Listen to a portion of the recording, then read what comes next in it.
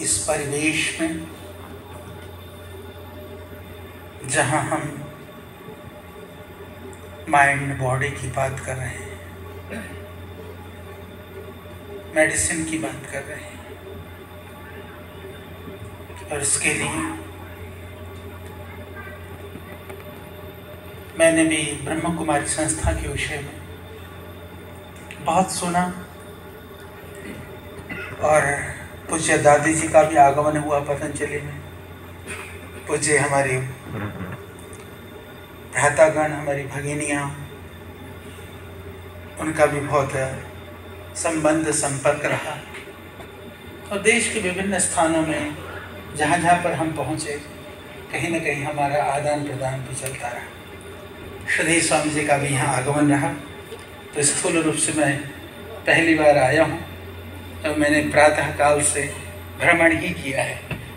तो पुनः आपकी यहाँ पर मंच पर पावन उपस्थिति के लिए, जो बहुत ही आयु वृद्ध हैं, परंतु आयु में ऊर्जा का प्रवाह कहीं उसमें गति में और तीव्रता है, बाधक नहीं है। यही परिणाम है राजयोग का।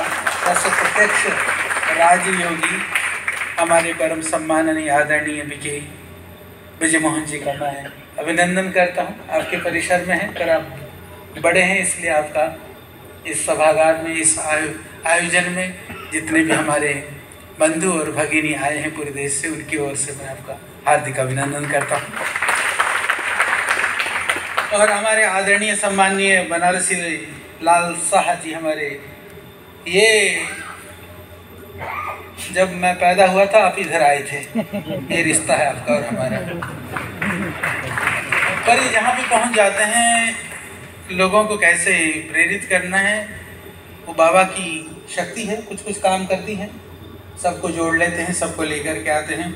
अच्छा है, होम्योपैथिक के तो हमारे आदरणीय डॉक्टर साहब बैठे हैं, कहते हैं वो मीठी गोली तोड़िए रोग को दूर करती है, पर मिठास भी कहीं लाती है, शायद उसका असर हो। और यहाँ पर इस मंच पर हमारे कौस्तुभ उपाध्याय जी, बहुत सुंदर आपने आयुर्वेद की गूढ़ रहस्य को सरल सुगम शब्दों में, उसका जो दार्शनिक पक्ष है, यहाँ पर बहुत सारे हमारे चिकित्सक बंधु हैं, बहुत सुंदर आयुर्वेद का दार्शनिक पक्ष है। चरक सुश्रुत को कभी उस आध्यात्मिकी गहराइयों से पढ़ें तो सच मानिए सारी जो गांठें हैं खुल जाती हैं, सारे संशय मिट जाते हैं। इतना गहरा पक्ष है। जैसे आदरणीय हमारी कमला बहन जी कह रही थी ना कि लोग कहते हैं ब्रह्म कुमारी संस्था को कि माताओं की संस्था है, ऐसे ही लोग भूल करते हैं। हमारे चरक सुश्रुत को सिर्फ दवाई की किताब मान लेते हैं।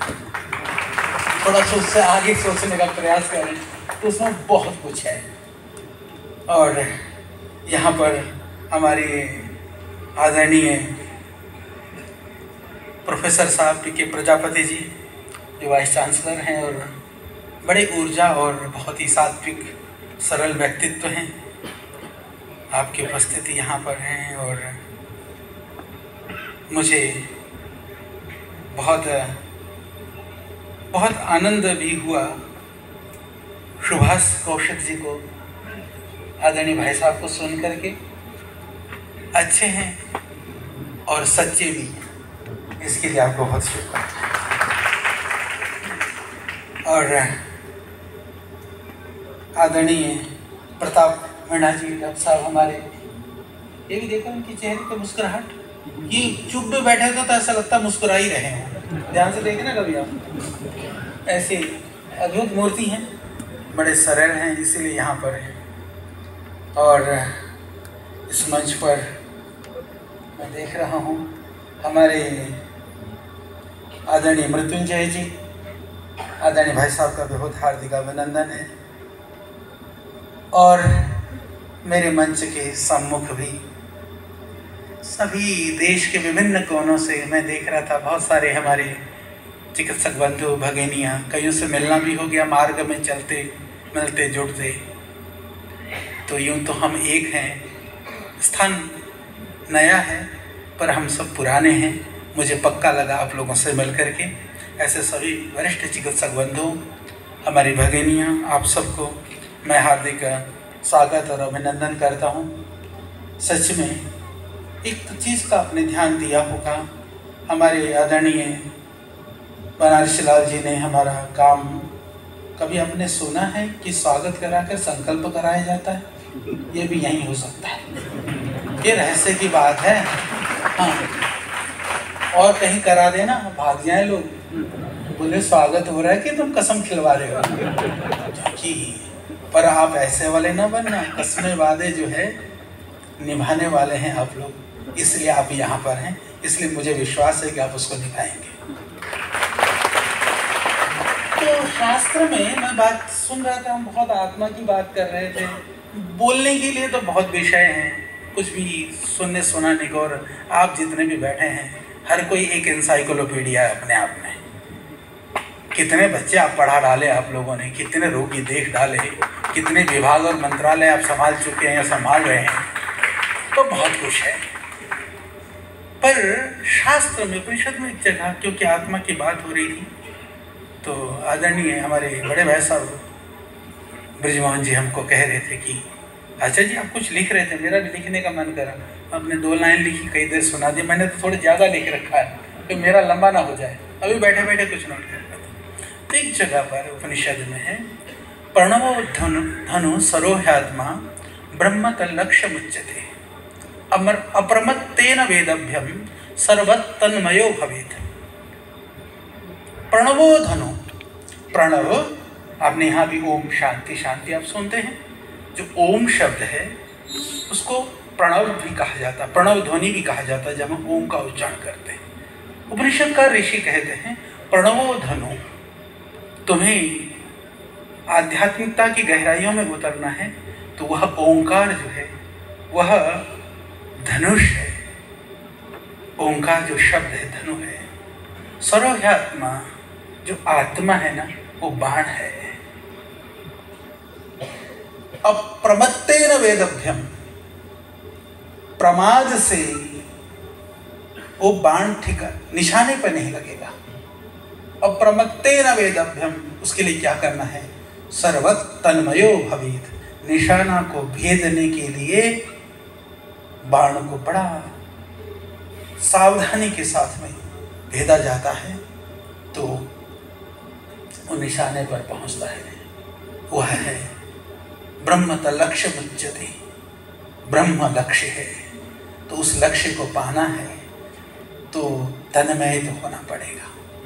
3 मिनट का ध्यान, ये आपको बहिर्मुखी होने से रोक करके अंतर्मुखी करने का एक प्रयास है। आप अप्रमत्त बने। हमको सारे दुनिया का नॉलेज है। संसार में ऐसे बोलचाल में भी कहा जाता है कि आजकल लोग जो है ना, वैसे भी आजकल व्हाट्सएप यूनिवर्सिटी ने ऐसा बना दिया है कि संसार को हर किसी को सारी दुनिया का नॉलेज है। पर दुर्भाग्य से ज्यों-ज्यों हम दुनिया के नॉलेज से परिपूर्ण होते जा रहे हैं, अपने नॉलेज से विमुख होते जा रहे हैं। उस विमुखता को समाप्त करने का नाम है आध्यात्मिकता है। हम अपनी भूली हुई यात्रा को, आध्यात्म कोई खोजने की यात्रा नहीं है, वो तो जो हम भुला चुके हैं उसको पाने की बात है। तो उसको बाहर खोजना नहीं है, अंदर खोजना है। अंतर्मुखी होने के लिए आपको जागरूक और चेतन यहाँ से वो चेतना मिल रही है, ये आपका सौभाग्य है। उस अंतर यात्रा के आप सहयात्री बने, उसके लिए ये पवित्र स्थान पर आप आए हैं। ये आपके लिए उस यात्रा का, उस मार्ग पर चलने का निमित्त हो सकता है, क्योंकि ज्ञान, विद्याएं, नॉलेज, देखो करना तो आपको पड़ेगा, पर उसको हमारी तार को झंकृत यदि कोई कर जाए तो उसके प्रति कृतज्ञता के साथ में हम प्रवृत्त हो जाएं, क्योंकि उस उपकार से पूर्ण होने का एक ही उपाय है कि हम प्रवृत्त हो जाएं। और जिस दिन आप प्रवृत्त हो जाएंगे, फिर उस दिन जो आप हैं वो आप कभी ना रह पाएंगे। ये ध्यान रखें। देह से तो आप होंगे, पर अंदर से सब कुछ बदल चुका होगा, सब कुछ छूट चुका होगा। हम लोग वेद मंत्रों का पठन पाठन करते हैं, शास्त्रों का श्रवण करते हैं, हम ईश्वर स्तुति प्रार्थना उपासना के मंत्रों में भी हम यही गाते रहते हैं, या आत्मदा बलदा